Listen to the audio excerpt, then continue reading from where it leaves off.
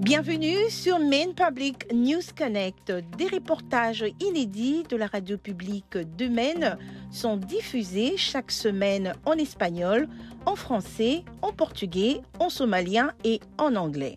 Bienvenue sur Maine Public News Connect et heureuse de vous retrouver en ce vendredi 7 avril 2023. Je suis Victoire Liwanga et tout de suite en détail les principaux titres de l'actualité de cette semaine. La semaine dernière, les législateurs de Maine ont entendu des heures de témoignages les exhortant à supprimer les statuts d'immigrants comme obstacle à l'accès au ManeCare. Le ManeCare est un programme d'assurance maladie subventionné de l'État. Glenda Machado, qui vit à Portland et travaille dans l'hôtellerie, notamment, a témoigné. Elle a expliqué aux législateurs que sans le ManeCare, elle essaye d'éviter de voir un médecin lorsqu'elle est malade parce qu'elle a peur du coût du traitement médical. D'autres groupes de défense ont affirmé que l'extension de ManeCare aux immigrants éligibles était une question d'équité envers les résidents qui contribuent à l'économie de l'État et payent des impôts. Mais certains législateurs républicains ont critiqué le projet de loi, affirmant que la législature devrait se concentrer sur la réduction des impôts au lieu d'étendre la couverture de ManeCare aux personnes qui ne sont pas des citoyens américains. La semaine dernière, la gouverneure démocrate Janet Mills a signé un budget de 9,8 milliards de dollars qui permettra de maintenir le financement du gouvernement de l'État au-delà du 1er juillet, date à laquelle les fonds actuels seront épuisés. Les démocrates ont utilisé leur majorité au sein du corps législatif pour faire passer le projet de loi malgré les objections des républicains qui estimaient que des négociations prolongées risquaient d'entraîner une fermeture du gouvernement comme celle qui s'était produite il y a de cela 5 ans.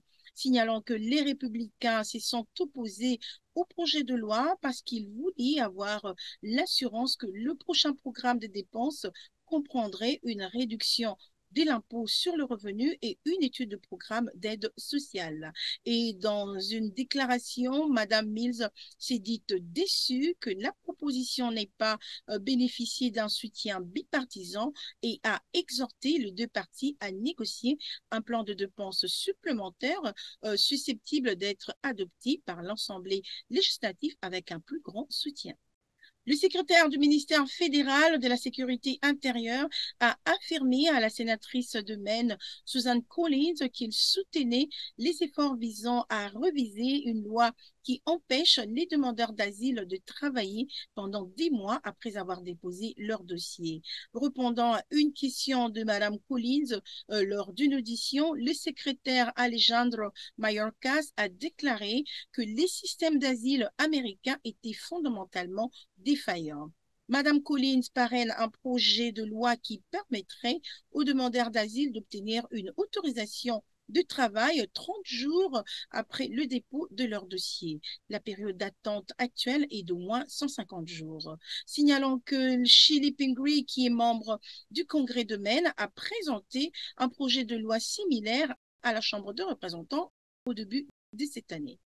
Les personnes qui ont travaillé dans le secteur de l'agriculture et du conditionnement de la viande pendant la pandémie de COVID-19 pourraient avoir droit à un versement de 600 dollars de la part du gouvernement fédéral.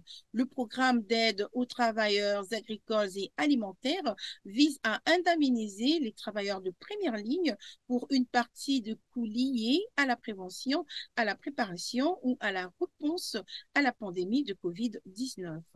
Pour les travailleurs éligibles, l'argent est disponible, quel que soit leur statut d'immigration.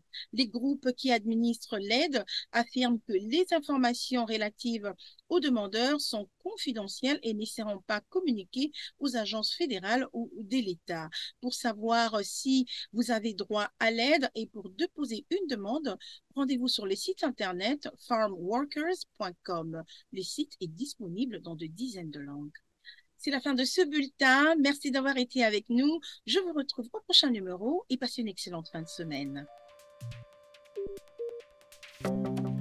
Maine Public News Connect est en partenariat avec des organismes exceptionnels de partout dans le Maine qui s'engagent à fournir un accès aux nouvelles et aux informations importantes pour tous. Nous tenons à remercier tout particulièrement les organismes suivants pour leur soutien et leurs efforts.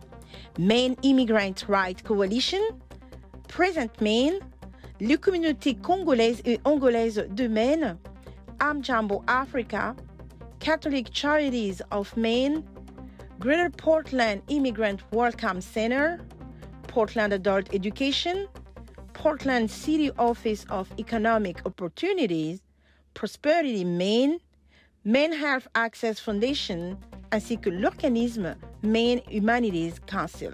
Maine Public News Connect est rendu possible par des donateurs individuels, des entreprises et des fondations de partout dans le Maine, en particulier Coastal Enterprises, Seaport Credit Union, Hannaford Supermarket, IDEX, Kohu et Patricia Ewan, Maine Health Access Foundation, Maine State Housing Authority et Sam L. Cohen Foundation. Nous vous remercions pour votre précieux soutien. Maine Public News Connect est aussi rendu possible par Kohu et Patricia Ewan qui s'engagent à combler les différences culturelles dans nos communautés. Juntos. Ensemble. Warajir. Junto. Seaport Credit Union. Together. Chez Maine Housing, nous savons qu'un logement abordable est primordial. Notre programme de prêt pour l'achat d'une première maison offre aux habitants de Maine des taux d'intérêt réduits et une aide de fonds pour l'achat des propriétés aux multiples appartements. Et pour en savoir plus, consultez les sites internet mainehousing.org. Hannaford Supermarket, qui célèbre la diversité de ses employés, de ses clients et de ses communautés et s'engage à favoriser un environnement accueillant. Ensemble, ils sont plus grands que des produits d'épicerie. Et pour en savoir plus, rendez-vous sur le site internet www.hannaford.com. Si vous souhaitez également soutenir ce projet, veuillez contacter Corey Morrissey au 207 232 02 41. 207 232 02 41.